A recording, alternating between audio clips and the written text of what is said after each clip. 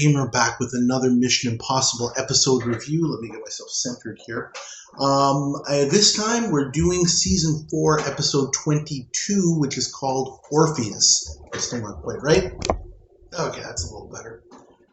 So we see Jim heading out in a modest station wagon for this one. I don't know why he doesn't bring out one of the many convertibles. He finds instructions on a quiet boat. The mission: neutralize enemy assassin Werner Stravos, who is set for another kill in 2 days, despite not having any clues to Stravos' identity. The IMF's plan rests on the fact that Stravos can be contacted by Eric Bergman, his country's security chief. We get the usual dossiers, but also get guest agent Valerie, played by Jessica Walter, who you probably recognize from her role as Lucille on Arrested Development. After a brief apartment scene, we go to totally not East Germany, where we see a guy changing light bulbs in an office and at the same time setting up a bomb. Gee, you think he's Stravos? Anyway, Barney sneaks into the security building and heads for everyone's favorite, the file room, finds a file with Stravos' payoff dates, relaying the information to Jim, and then starts messing with an electrical outlet. Meanwhile, Bergman talks to his man Dieter about supposed defector Cochran, who is, of course, Jim, who wants money and asylum and is being trailed by American agent Willie. Jim calls Dieter, who agrees to his deal and comes to meet him for his taped confession. Willie barges in and Jim shoots him, so Dieter tells him he has no choice but to come to the Eastern Zone with him. Valerie comes to see Bergman with a code card, which Bergman enters into his verification machine. Thanks to Barney's tap, she's verified as a security agent with a very high-level clearance. Bergman's cat gets into the file room and starts playing with Barney's equipment, so Bergman comes in after her. Barney is forced to give her a tiny electrical shock to shoo her away. Valerie says she's at the office to look for some files, and Bergman finds it hard to believe her task is so mundane. There must be more going on here. Valerie gets to the file room to allow Barney to leave undetected.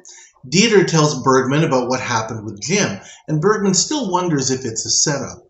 Jim demands a new identity and other concessions, but Bergman says he's hardly in any position to dictate, and sends him to detention to think about it and sweat him for information.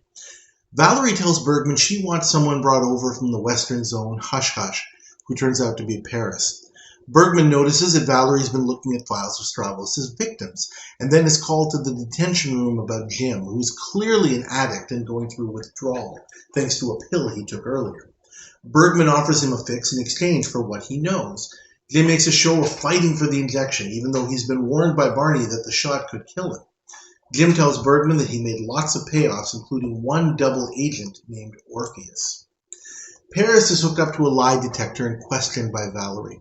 Using a ring that sends small pulses, Paris is able to set off the lie detector strategically, and in the end admits to being one of Stravos' alleged victims named Koenig, having had plastic surgery.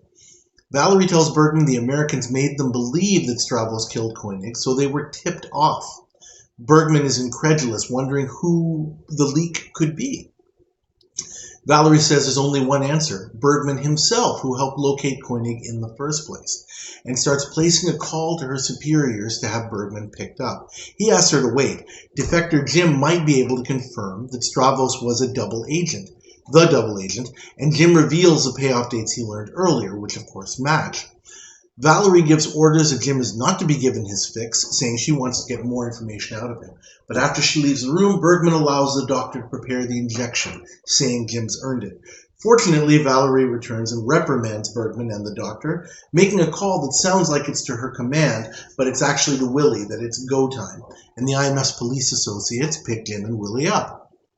Dieter checks the files and finds that Stravos' payoff dates match Jim's information, of course, so he must be Orpheus. And Valerie tells him to arrange a meeting, which he does. Stravos says he'll call back with details at 3:30 about the meet, and finally does, and asks to meet at a hotel in the West Zone shortly. A transmitter in Valerie's glasses relays the information to the IMF as Paris puts on a Bergman mask. Bergman arrives at the hotel and goes to the room where the lights are turned off, and the prearranged password is demanded and given. Bergman turns on the lights and comes face to face with himself. In the confusion, Willie chloroforms him and Paris takes his hat and briefcase, going to the real room where Stravos is waiting.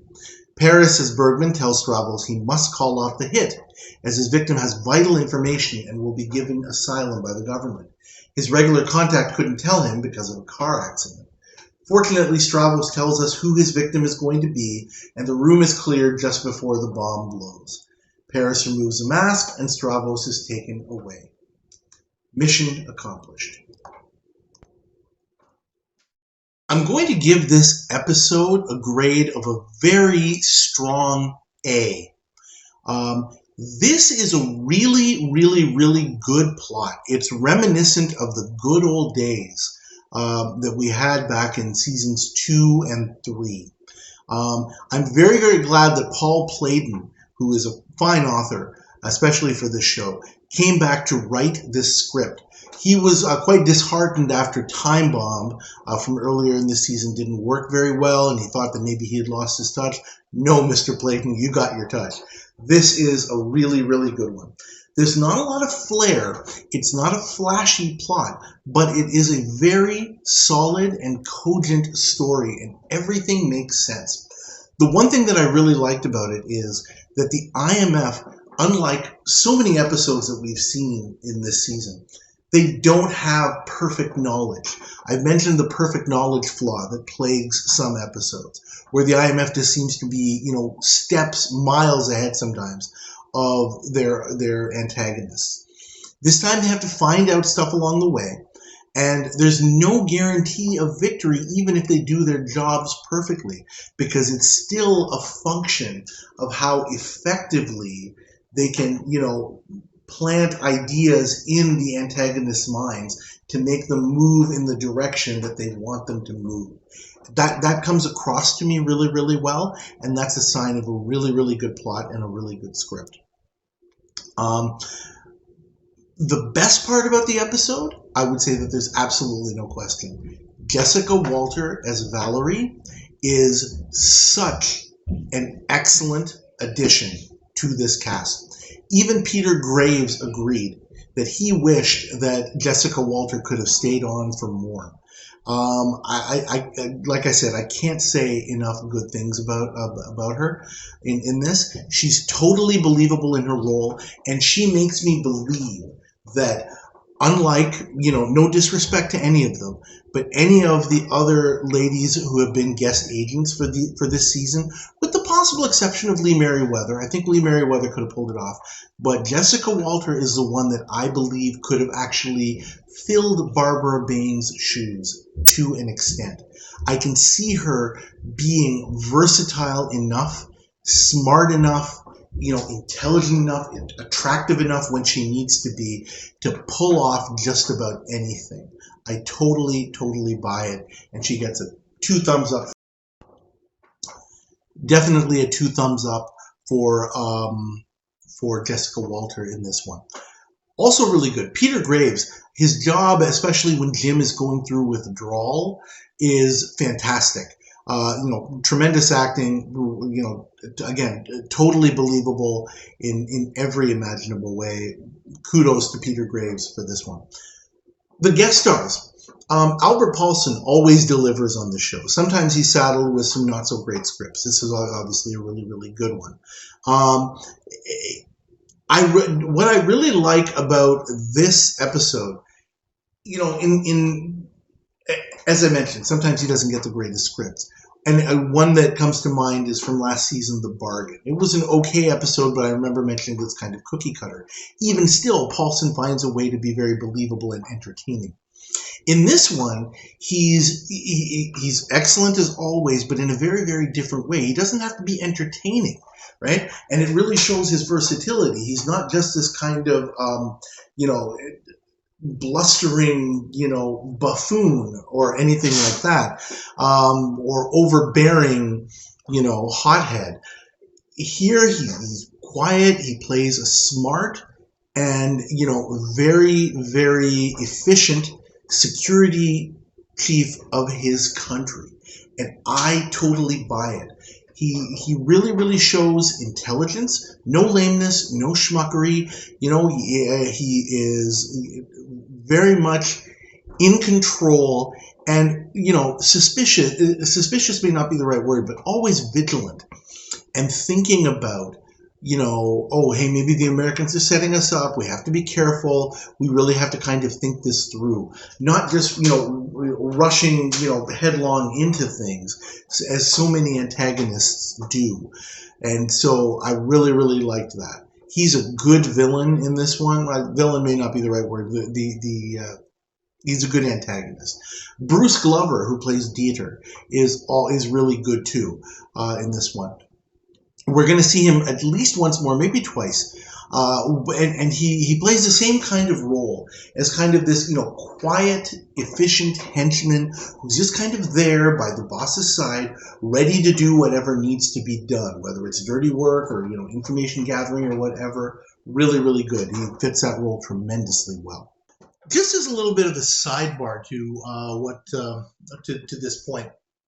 One of the things that I think I'm going to have to do with some increasing frequency is to, look back a little bit at previous episodes. Because, a lot of the techniques and, ways and means that the IMF goes about their missions is going to be similar to what happened in previous missions. So, in thinking about that, I thought about so what does this kind of remind me of a little bit? And the one that I came up with was from season 3, the glass cage. In that, in this episode, Valerie is able to become a very high-ranking security official. That's part of what drives the plot. In the glass cage, I remember commenting that Cinnamon Carter was able to become the highest ranking security official in that country's apparatus, basically, and impersonate somebody. And I actually went back and looked at my review, so I'm inserting this into this review. And I said, I commented at the time that, it seemed in that episode that the IMF was able to tilt the playing field way too much in their favor. And I commented that, if they can impersonate somebody at such a high level, what's to stop them from impersonating the premier or the president of a country and basically taking it over, right? There's nothing that could prevent that under those circumstances. And then I thought about it and I said, okay, why doesn't it bother me so much in this episode, Orpheus, like it did in the glass cage? Was I wrong? Is there something different about this one? What is it? And so I had to think about it a little bit. I think, and I don't really know if this is a good enough reason, but it's the first reason that I can think of, is that in that episode, the IMF really did look like they had completely overmatched their opponents. They were going up against a prison guard who was, kind of a political animal, and they were able to use that to their advantage. And it really did seem like they were going after somebody who was a bit of a schmuck. Not too much of a schmuck, but a bit of a schmuck. Here, I don't see that happening at all. Yes, the IMF is tilting the playing field in their favor. They have to, or else really there's no show, right, if they're not able to do that. But here, there's still kind of that layer of doubt. Even if they can tilt the playing field completely in their direction, they're still dealing with a lot of unknowns, right? They can't, with absolute certainty, predict whether Bergman is going to be able to convince Orpheus or Werner Stravos to meet with him in time, right? There's still a lot of other factors at play. And instead of just being kind of heavy-handed, like they were, I feel, a little bit in the glass cage, and where they just kind of said, okay, they're able to kind of push their agenda. In this case, I see that, or the IMF is kind of, gaining an advantage, but not in a much more subtle way, where there's still that uncertainty. I hope that point makes sense, because I didn't, I'm thinking back, and I want to try and be an objective and as consistent as I can possibly be. the use of that trope in this episode, I don't think gives the IMF the ridiculously unfair advantage that they had in that other episode. Not only that, but I did also comment in The Glass Cage that we don't see the mechanism by which the IMF is able to kind of place Cinnamon in that position. In this case, we actually do see Barney going through the steps of, putting in Maria's picture in her file. I'm calling her Maria, Valerie's picture in the file room, so that there's some basis established for how the heck are they even able to pull this off. That makes it more realistic and more believable, in my opinion. Why I would not put this episode among the elite, why I would give it an A and not an A+ or an S or anything like that, is because at first I said to myself, boy, this is like a Power of 5 episode like we used to see. And then I thought about it and I said, no, it's kind of it's kind of a tilted Power of 5. Jim has a fair bit to do. Valerie has a fair bit to do. Barney, does his usual thing with the gadgetry and the technology and all of that kind of stuff. Willie and Paris, they have important roles, but they don't do quite as much. Especially Paris. His role, Leonard Nimoy's role, is actually quite minimal in this episode. So it's not really a true Power of 5 episode, is what I would say. The other thing that is problematic is that, in terms of like the mystery and the suspense in this episode, there really isn't too much, because right from the very beginning, we see Stravos, setting things up for his victim. We know right away, okay, well, this is the guy that the IMF is after. That's a bit of a downer. I can't say that it's bad, because I honestly can't think of a way that the writers could pull it off. Because, if we never see Stravos and then he just kind of appears at the end, okay, well, that would also not be terribly satisfying. So it's a shame that there really isn't a way, given this plot, for Stravos' identity to be kind of, obscured or obfuscated somehow. The whole plot, rests on the idea that not even Bergman knows what Stravos looks like or who he is, right? Otherwise the plot doesn't really work. So yeah, I don't know of a way of doing it, but it might have been nice had they found a way to do that, or if that had been possible. That would have definitely raised it up to the level of a really elite episode. However, I do think that this is a really great one, and I definitely stick by my grade of a strong A. And I guess that's about it. Thank you as always for watching. It's always much appreciated. Please like this video. We're almost to season 5 now, where things turn a little bit. So as I said, please like the video. Please subscribe to my channel if you haven't already, and please leave your comments. And I'll see you next time.